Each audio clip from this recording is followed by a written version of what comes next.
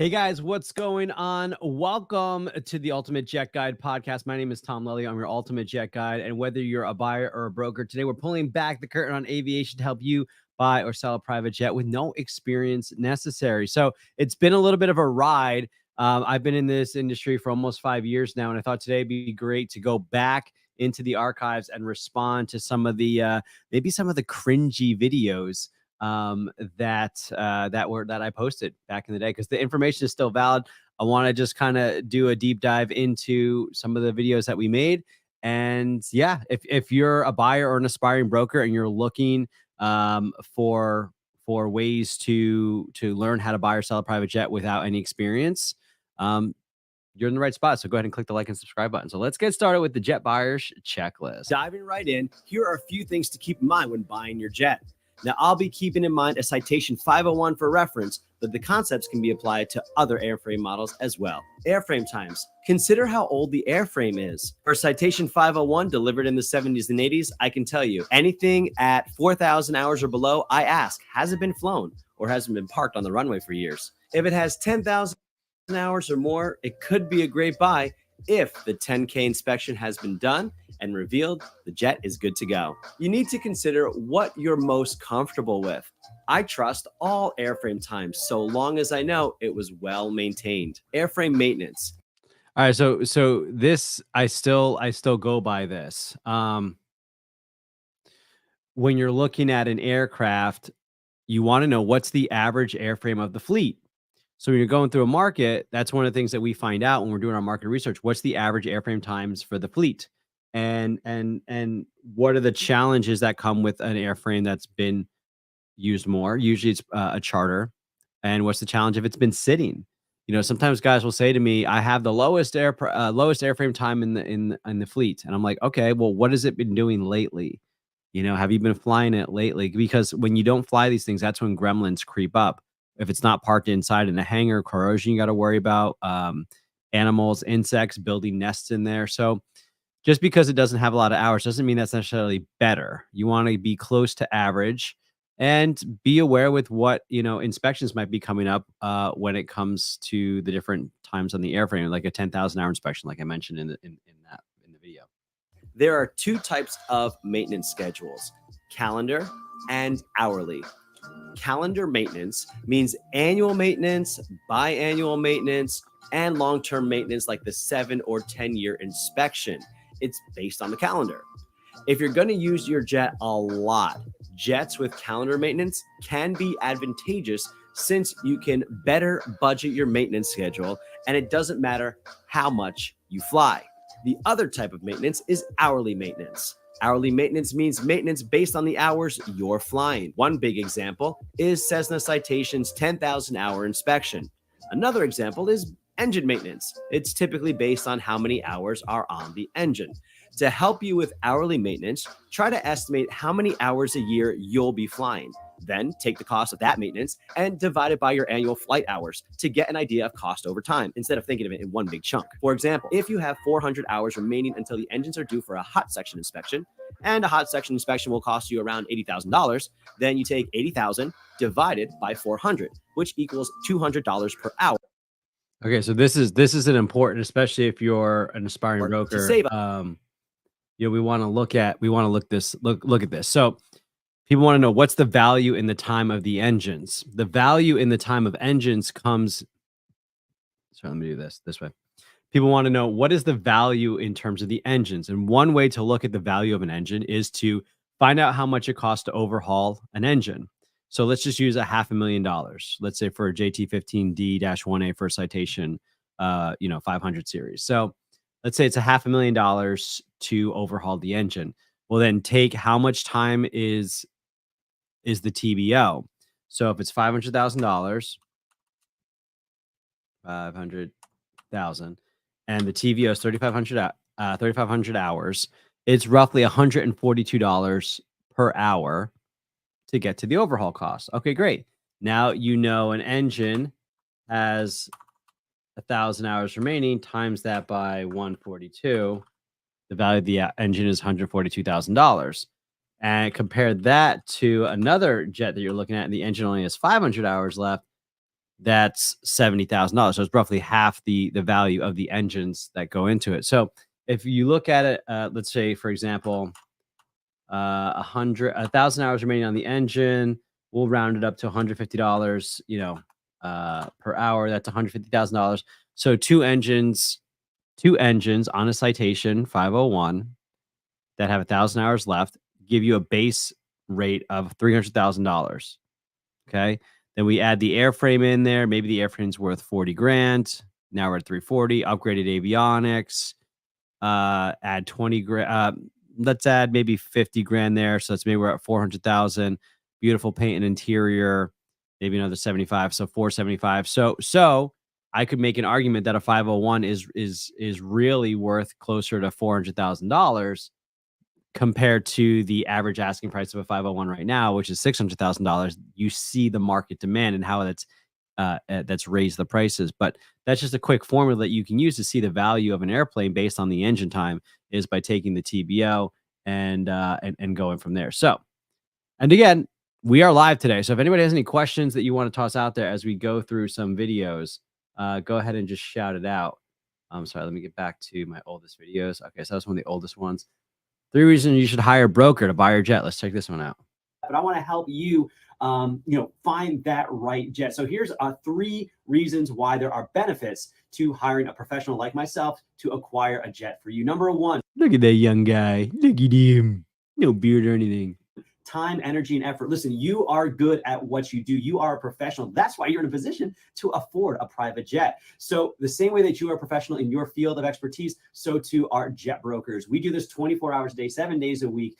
That is, if they're a good broker. And we know the market. We know where things are at. We know how to get things done. So by hiring a professional, you are getting professional level services. So that's going to help you. This is huge. And I can't overemphasize this enough, right?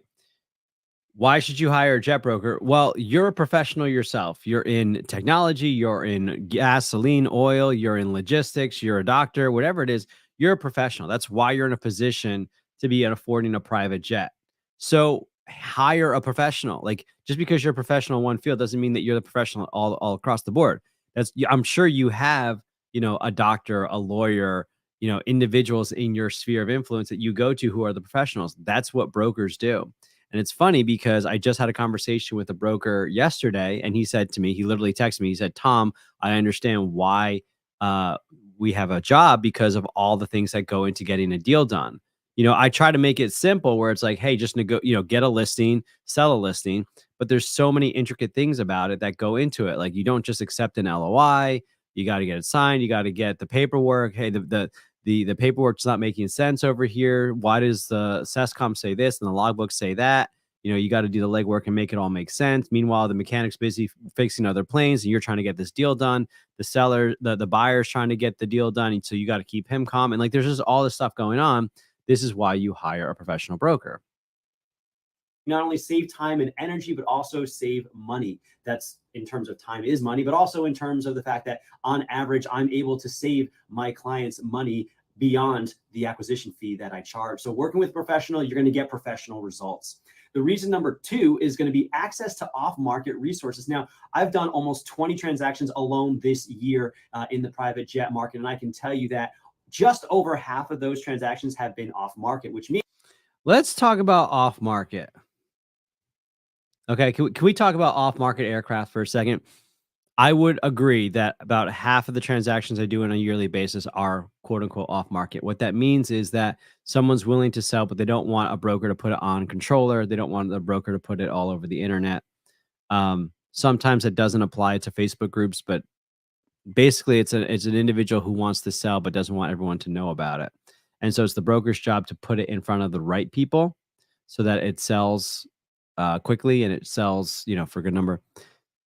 What I find interesting about off-market aircraft is that brokers and buyers have this misunderstanding that just because it's off-market means that there's something special about it. I wouldn't agree with that.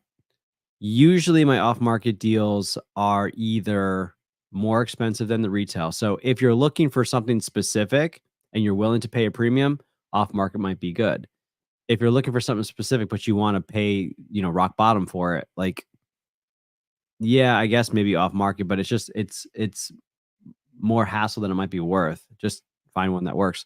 Um, and then the other thing is the other side of the off market ones is they might be really good deals, and usually those go to my wholesale contacts.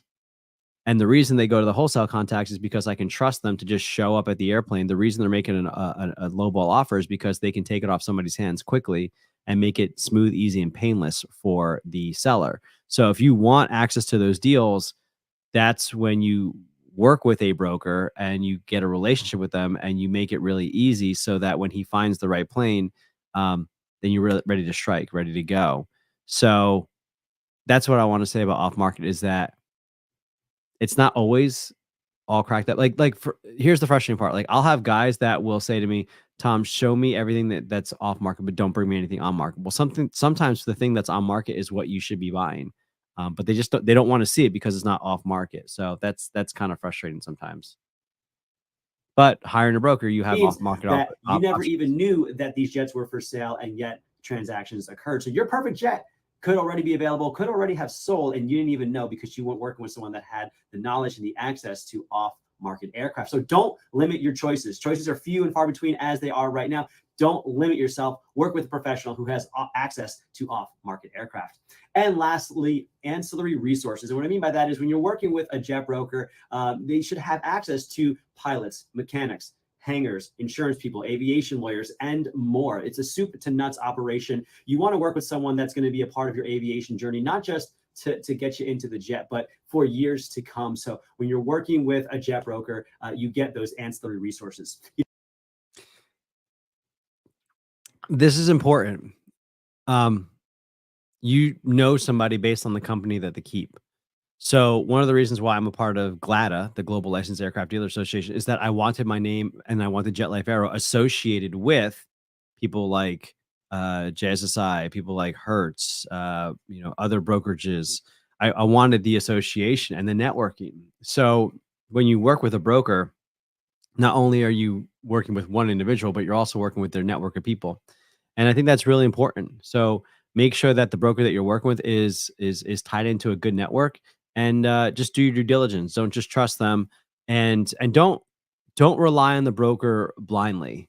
Ask questions if you're unsure of something. Make sure that you have your attorneys and your team, your pilot, your mechanic look over things. But at the end, because at the end of the day, it's your decision. But working with a broker that has a good amount of resources can make the process a lot easier for you. I like to think of jet brokers kind of like doctors, lawyers, plumbers, and other professionals that you're not always going to need them, but when you do, you want to work with one that you know, you like, and you trust. So boom. Look at that guy. So good. All right. Let's see what else. Some of the oldest ones. Let's do.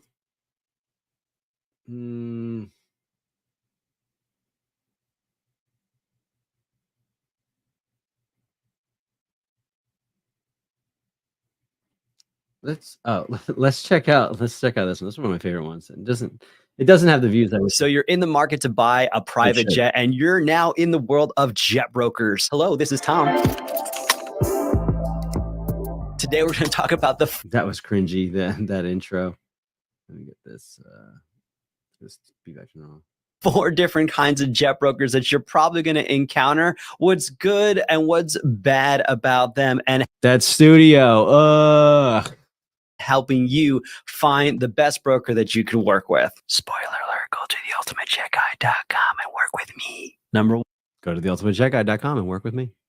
Actually, it's Jet Life Aero now. Ultimate Jet Guides for brokers, but 1, the old school broker. Yeah, I've been buying and selling private jets for about 50 years now. The benefit of working with an experienced broker is just that, experience. They likely know a lot of people in the business. They know a lot about the market that they've been involved in for a very long time. On the flip side, they may be a little out of touch with the market or slow to respond. They've kind of made their career out of repeat business, and they may not be taking on a lot of new business. Number 2, 50-year-old guys, like guys have been doing literally our slow. I just got an email yesterday from someone that says, hey, I want to work with a broker in my town. He's been doing it for 50 years, but he just doesn't have time to train me.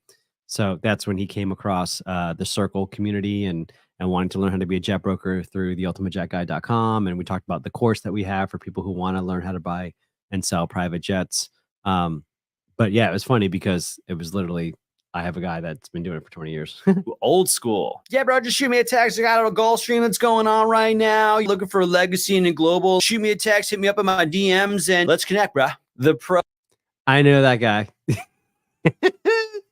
I work with that guy. He like always had a million things going on, and it just felt like I don't know. It just always felt like he I never really thought he had anything going on, but he always seemed to have stuff going on. And yeah, he did close deals. But it was just funny. Like I just never felt like anything was solid. It was always like trying to nail spaghetti to the wall.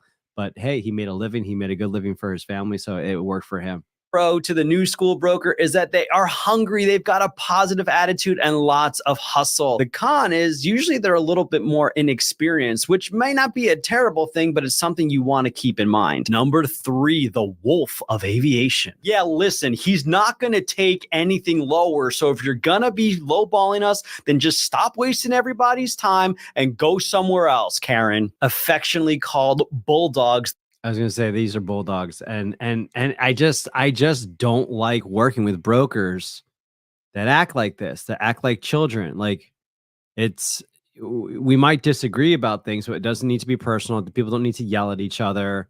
I don't like working with these people. They're like those lawyers that are just going to press and press and press. They can sell anything and they negotiate like a pit bull.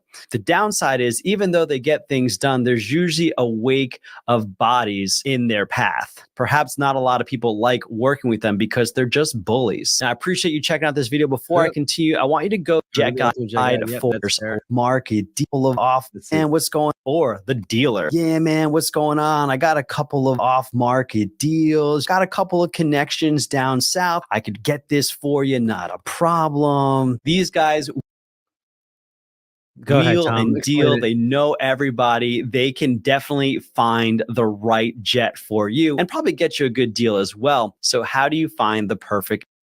All right, so the wheelers and dealers, I got a call before I started going live. I literally had to tell him I got to get off the phone, but like he's like, I got a guy, he really wants it. He's a real buyer, like really real. I'm like, okay, like I don't know. I don't know you. I don't know them. They're out of the country, so I don't know what's going on.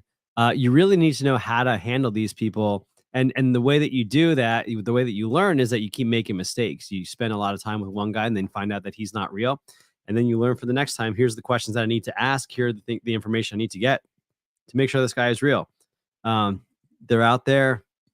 And the brokers, the same way. Like if you're engaging a broker, it's just slippery. It's like trying to nail spaghetti to the wall. I don't like to do business like that. I like to try to get all the information that I need, present it, and work with information I can trust, not just, oh, I got a guy. So that's fun. I like that video. I'll definitely link some of these older videos. That was one of my favorite ones. Oh, let's do here. This one only 64 views. Let's go. Let's see why people aren't watching. Hello and good morning. It's Tom, and on this video, I'm going to be sharing with you the 5 reasons why for sale by owner is probably the worst idea when it comes to selling your jet. Check it out. Hello and welcome. My name is Tom, and on this channel, enjoy life self. On sales price, your best advantage. Took me 40 seconds to get into the information. I'm sorry, guys. This is how not to do a video. Number 1, the lowest sales price are found on those jets that are for sale by owner. Right now in 12, I'm going to be sharing. Sorry about that. My name is Tom Elio. I'm your ultimate jet guy. Hello and good morning. Sorry, I appreciate you checking out our okay. Lowest sales price on your jet. I would agree with this. And the reason why I would agree with this is because I have represented buyers. And when I call through the market and I speak to owners directly and say, will you sell your jet? Usually the deals come when someone doesn't have a broker. Now, that might just be because when I talk to people who are in a position to let their plane go for less, it's because they're usually in a position that, they need to get rid of it sooner rather than later. So like that might have to do with it. It might not be the fact that it's a for sale by owner, but rather it's the actual circumstance that they're in. And I just happened to stumble upon them because I was calling through the market. But I will tell you, when I have a buyer and I deal directly with the seller as well, it's usually at the seller's cost. That's a problem. Hey, Benny, what's going on, man? He's asking how long I've been a jet broker. I've been a jet broker for almost 5 years now. Came into it right around COVID time. It's been a wild ride. I've done just about 100 transactions in that time, so roughly 20 transactions a year. And now I'm helping train people how to become jet brokers. I primarily focus on $3 million and below jets from the 70s, 80s, 90s, and 2000s. And if you want to learn more about becoming a jet broker, check out theultimatejetguide.com. So, yeah, for sale by owner, bad idea, low sales price. What else we got? Number 2. Calls and tire kickers and emails and WhatsApp messages and text messages at all different hours of the day with all sorts of characters. All sorts of characters. That is the qualifying buyers. When you put your phone number out there so people can buy your jet, you never know who you're going to run into, and being able to qualify those buyers and only bring qualified buyers is really important, and that's one of the reasons why you hire a broker. Yes, that is what I do all the time, all day, every day, 24/7, 365 access to buyers. Because I do this all the time and I have access to all the buyers for the past 3, 6. Yeah, that's actually something that I need to tell more people about. Like, listen, if you're trying to sell a Citation 1SP, I've been selling 1SPs for the past 5 years. I have a whole list of buyers, people that are interested in buying 1SPs. So why wouldn't you work with a broker? Why would you start from scratch?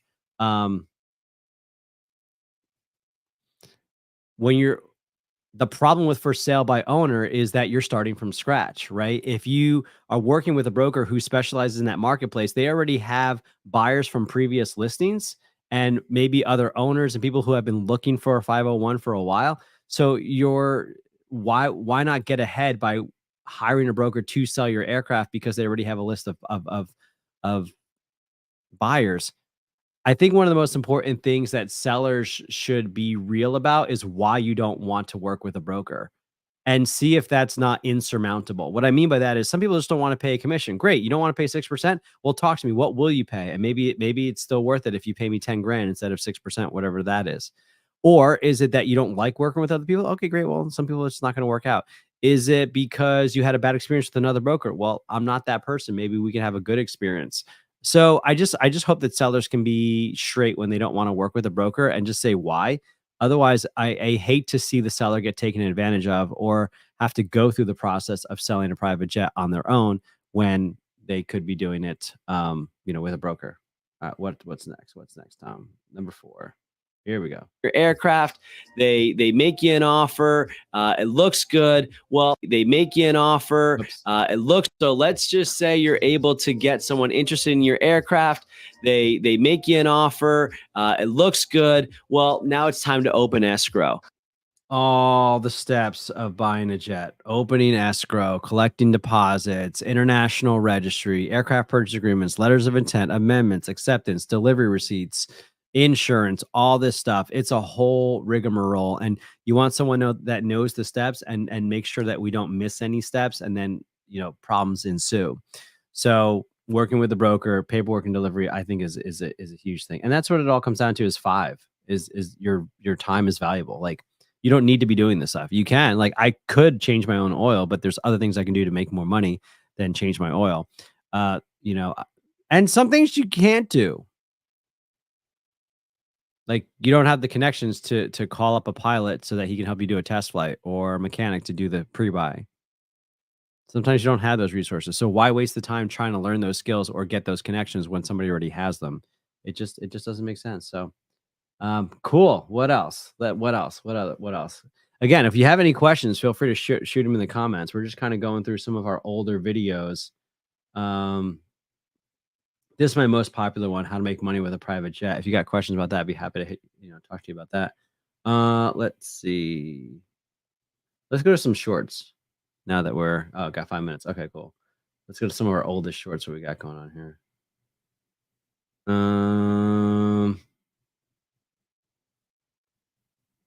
Now, let me tell you why you probably should buy a Citation 501. Number one, it's Look at that lighting. Look at that haircut. Oh, bro, the places you'll go. single pilot operations. You don't need two pilots, which means it's easier and cheaper for you to It's like schedule reading notes. operators when you're ready to go. Number two, it's a low barrier to entry. We're talking about a jet that you can buy anywhere from $500,000 to $700,000-$800,000. So it's a low upfront investment to try out that jet life. And lastly, there's lots of customization available. Tons. I love the 501s. You guys have seen me, like, I just think they're a great platform to check out. You know, single pilot acquisition cost is pretty good. So I would definitely check that out. Benny, appreciate the questions, bro.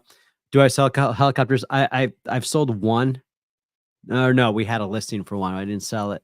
But we're always looking for people to learn. If you want to join Jet Life Aero and you want to learn, you can check it out. For those of you who are kind of just hanging out right now, definitely check out the Circle community if you're looking to potentially be a jet broker. There's a lot of good information. Thank you so much there. for watching. If you haven't already, go to circle.jetlifeaero.com and check out our online community for aspiring brokers and current brokers. Here you'll find discussions, all thing aviations based, things that you're going to want to know as an aircraft broker. You can also check out our free training as well as more resources that are available to help you to become a better jet broker. That's circle.jetlifeaero.com to begin your journey within the broker community, absolutely free. Yeah. Check out circle.jetlifeaero.com, or it's just a great place to get started. Let's take a look at a few more of these. Let's see. 80% of the time, how far do you think you're going to be going? It's probably kind of a 60-40. How far you Short on short runs, 40, longer runs, 60. You know, I always ask people how far you go, how many people are taking with you, and how big of a cabin do you need? If you're going to be in a jet for more than an hour, you want that a little additional space, but you get what you pay for. You want to enjoy your travel. You don't want to feel like I bought a jet, but I had to settle. That's not private aviation. That's not the jet life you're looking for that you had to settle. So no, I hear what you're saying. A 501, I'd probably be more like settling. 80%. Yeah, I still ask those questions. How far are you going? How many people are you taking with you? How big of a cabin do you want? And then I've also started to add, how many stops do you mind making? Because people think that just because it says something can go 1,000 nautical miles, that like you could fill it up and go 1,000 nautical miles. That's not true. There's a thing called weight. You can only take off a certain amount of weight. And so when you add fuel and you add people, then it messes up your calculations. So An opportunity in airplanes, I think. Let's talk about. all right, let's see. Let's take. An opportunity. Shorts oldest. Okay.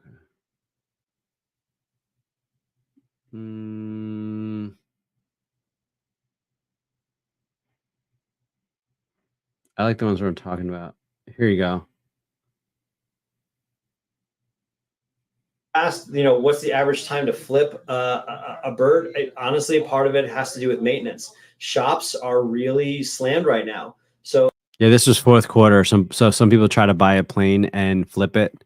It's like we're in the fourth quarter. Shops are it's busy. going to be. I mean, I would expect at least 6 months down in the shop. While you're getting it fixed up. So you're going to have holding costs that come along with that. Getting it fixed up, engine swapped, paint interior, yada yada yada. Before that, you're probably going to be at least 60 to 120 days till the shop can even see you. So, I mean, your average flip right now is easily, 6 months, easily. I would agree with that. It's not a turn and burn kind of a thing. That makes the proposition pretty tough to. Yeah. So I mean, the same thing. It's the same thing going on right now. Flipping an airplane, flipping a jet takes time. Unless, like, where people will start to make money is like, if you're a broker or you're an inventory person and you have connections, that would be the only way to make money quicker. But for the most part, if you're fixing up a plane, not only do you need the connections, but you need to get it. You need the time to put it in there. So I hope this was helpful for you guys. I appreciate it. And looking forward to seeing you guys next Wednesday. Catch you later.